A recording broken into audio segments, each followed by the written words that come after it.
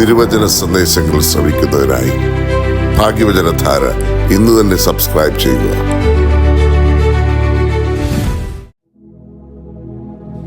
ദൈവതിരുനാമത്തിന് മഹത്വമുണ്ടായിരിക്കട്ടെ.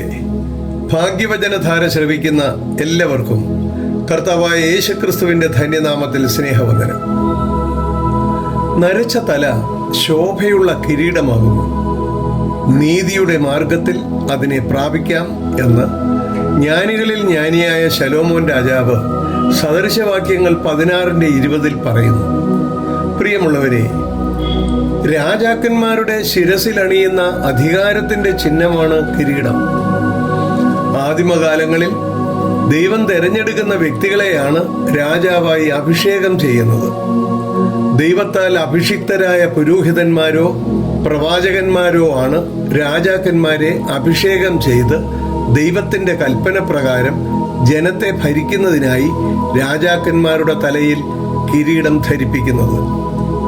അതുപോലെ നമുക്ക് 2 കിരീടമാണ് ലഭിക്കുന്നത്. ഒന്ന്, വിവാഹമെന്ന കൂദാശയിലൂടെ മനുഷ്യനെന്ന പദവിയിൽ നിന്ന് ഭർത്താവെന്ന പദവിയിലേക്ക് ഉയർത്തിക്കൊണ്ട് കുടുംബമെന്ന സാമ്രാജ്യത്തിലെ രാജാവായി അഭിഷേകം ചെയ്തുകൊണ്ട് ദൈവത്താൽ അഭിഷിക്തനായ പുരോഹിതൻ കിരീടം ധരിപ്പിക്കുന്നു. വിവാഹമെന്ന കൂദാശയിലൂടെ സ്ത്രീയെ ഭാര്യ എന്ന പദവിയിലേക്ക് ഉയർത്തി കുടുംബമെന്ന സാമ്രാജ്യത്തിലെ റാണിയായി അഭിഷേകം ചെയ്തുകൊണ്ട് പുരോഹിതൻ കിരീടം ധരിപ്പിക്കുന്നു. അങ്ങനെ അവരിൽ നിന്ന് ജന്മം ലഭിക്കുന്ന മക്കളെന്ന പ്രജകളെ ദൈവരാജ്യത്തിന് യോഗ്യമായ വിധത്തിൽ വളർത്തുവാനുള്ള അധികാരം നൽകി അനുഗ്രഹിക്കുന്നു. കുടുംബമെന്ന സാമ്രാജ്യത്തിന്റെ സന്തോഷത്തിന് വേണ്ടിയുള്ള ഭരണം കാഴ്ചവെക്കുവാൻ ഭർത്താവായ രാജാവ് പലവിധമായ ജോലികളിൽ ഏർപ്പെടുന്നു. രാജ്യത്തിന്റെ നിയമമനുസരിച്ച് വാർദ്ധക്യത്തിന്റെ ആരംഭത്തിൽ ജോലിയിൽ നിന്ന് പിരിഞ്ഞു പോരേണ്ടി വരുന്നു. ദൈവത്തിൽ ആശ്രയിച്ച് ദൈവത്തിന്റെ കൽപ്പനകൾ അനുസരിച്ച് ജീവിക്കുന്ന ദൈവമക്കളെ ഏൽപ്പിച്ചിരിക്കുന്ന ഉത്തരവാദിത്വം പൂർത്തിയാക്കി കഴിയുമ്പോൾ ദൈവം അതിനേക്കാൾ ശ്രേഷ്ഠമായ മറ്റൊരു ഉത്തരവാദിത്വം നമുക്ക് നൽകുകയാണ്. ദൈവത്തിന്റെ കൽപ്പനകൾ പാലിച്ച് ദൈവം ആഗ്രഹിക്കുന്ന വിധത്തിൽ ജീവിച്ച് ദൈവരാജ്യത്തിന് യോഗ്യതയുള്ളവരായി അടുത്ത തലമുറയെ ആത്മീയമായ പാതയിലൂടെ നയിച്ച് ദൈവരാജ്യത്തിന് അവകാശികളാക്കുന്നതിനുള്ള കിരീടമാണ് ദൈവം വാർദ്ധക്യത്തിന്റെ ആരംഭത്തിൽ 2ാമതായി നമുക്ക് നൽകുന്നത്. ഈ കിരീടം ലഭിച്ചു കഴിഞ്ഞാൽ മനസ്സിൽ എപ്പോഴും യൗവനത്തിന്റെ ആഹ്ലാദം അലതല്ലിക്കൊണ്ടിരിക്കുകയാണ്. യൗവനത്തിൽ ഊർജ്ജസ്വലരായി ഉദ്യോഗങ്ങളിൽ ഇരുന്നവർ ജോലിയിൽ നിന്ന് വിരമിക്കുമ്പോൾ തളർന്നു പോകാതെ പലരും മറ്റ് ജോലികളിൽ വ്യാപൃതരാകുന്നത് കാണുവാൻ സാധിക്കും. അങ്ങനെ അവർക്ക് ലഭിച്ച ശോഭയുള്ള കിരീടം മറ്റുള്ളവരുടെ പ്രയോജനത്തിനായി വിനിയോഗിക്കുന്നത് നമുക്ക് കാണുവാൻ സാധിക്കും.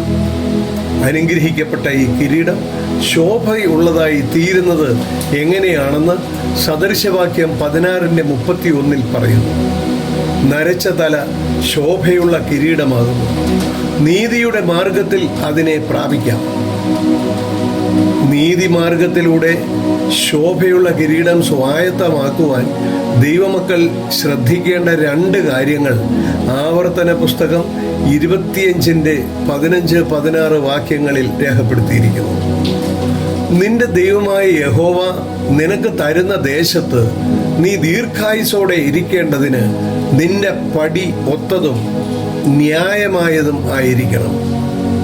അങ്ങനെ തന്നെ നിന്റെ പറയും ഒത്തതും ന്യായമായതുമായിരിക്കണം. ഈ വകയിൽ അന്യായം കാണിക്കുന്നവനൊക്കെയും നിന്റെ ദൈവമായ യഹോവയ്ക്ക് വെറുപ്പാകുന്നു. പ്രിയമുള്ളവരെ, മറ്റുള്ളവരുമായി ഇടപെടുന്ന എല്ലാ കാര്യങ്ങളിലും നീതിയും ന്യായവും ഉണ്ടായിരിക്കണം.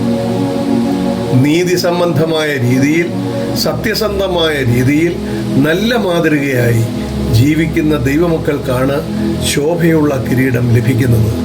ഈ കിരീടം നമ്മുടെ വാർദ്ധക്യത്തെ യൗവനത്തിലേക്ക് നയിക്കുന്നു.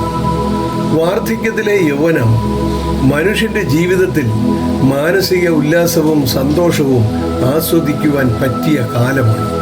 പ്രകൃതിയിലേക്ക് നോക്കിയാൽ വൃക്ഷങ്ങൾ പ്രായമാകുമ്പോൾ കൂടുതൽ ഫലം നൽകുന്നതായി മനസ്സിലാക്കുവാൻ സാധിക്കും. അതുപോലെ ദൈവമക്കളെക്കുറിച്ച് സങ്കീർത്തകൻ 92:14 പറയുന്നു, വാർദ്ധക്യത്തിലും അവർ ഫലം കായ്ച്ചു കൊണ്ടിരിക്കും, അവർ പുഷ്ടി വെച്ചും പച്ച പിടിച്ചും ഇരിക്കും. മനുഷ്യ സൃഷ്ടി പ്രപഞ്ചത്തിലെ ഒരു അത്ഭുതം തന്നെയാണ്. പഞ്ചഭൂതങ്ങളാൽ നിർമ്മിതരാണ് അവർ, പഞ്ചേന്ദ്രിയങ്ങളാൽ നിയന്ത്രിതരുമാണ് അവർ. മനുഷ്യനാകുക എന്നത് ജന്മം കൊണ്ട് ലഭിക്കുന്ന അനുഗ്രഹമാണ്. എന്നാൽ മനുഷ്യത്വമുള്ളവനാകുക എന്നുള്ളത് കർമ്മം കൊണ്ട് ലഭിക്കുന്ന അനുഗ്രഹമാണ്.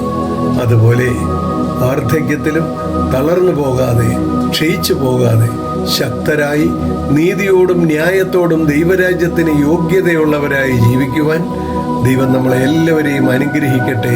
പ്രാർത്ഥിക്കുന്നു. നമസ്കാരം.